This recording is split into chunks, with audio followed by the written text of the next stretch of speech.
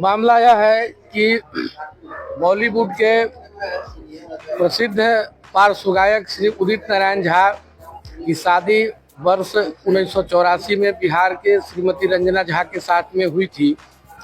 उसके बाद में ये निकल गए मुंबई में एक नेपाली गायिका दीपा के साथ में उदित नारायण झा शादी कर लिए चुपके से।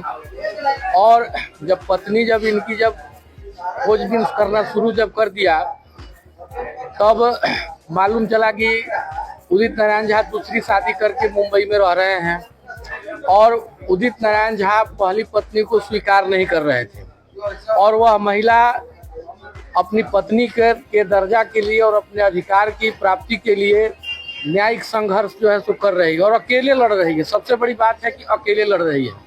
अब सवाल ये उठता है कि हिंदू विवाह अधिनियम में जब तक डाइवोर्स क्लियर नहीं होगा तो न लड़का दूसरे शादी कर सकता है न लड़की दूसरी शादी कर सकती है। तो फिर यह उदित नारायण के लिए अलग से कानून कैसे आ गया? तो उदित नारायण इतने बड़े भारी सेलिब्रिटी होने के बावजूद यह कानून को ताक पर रख करके अपना कानून बना दिए कि पहली पत्नी को छोड़ करके और दूसरी शादी कर लिए। हमने राष्ट्रीय मानवाधिकार आयोग नई दिल्ली और बिहार राज्य मानवाधिकार आयोग पटना के समक्ष हमने 2 पिटीशन आज दाखिल किया है कि उदित नारायण झा का जो सेकेंड मैरिज है उस मैरिज को शून्य करार किया जाए।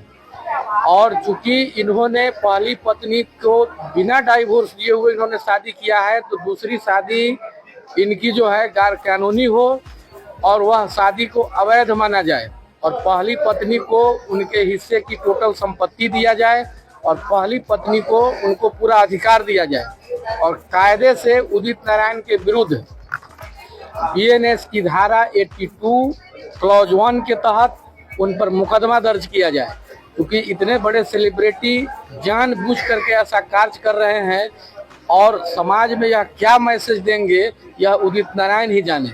और आजकल उनका जो भी हम लोग देख रहे हैं कि महिलाओं के अधिकार के प्रति और महिलाओं के प्रति जो उनकी स्थिति है वह इस बात को इंगित कर रहा है कि एक सेलिब्रिटी होते हुए वह महिला के अधिकार के प्रति सजग नहीं है।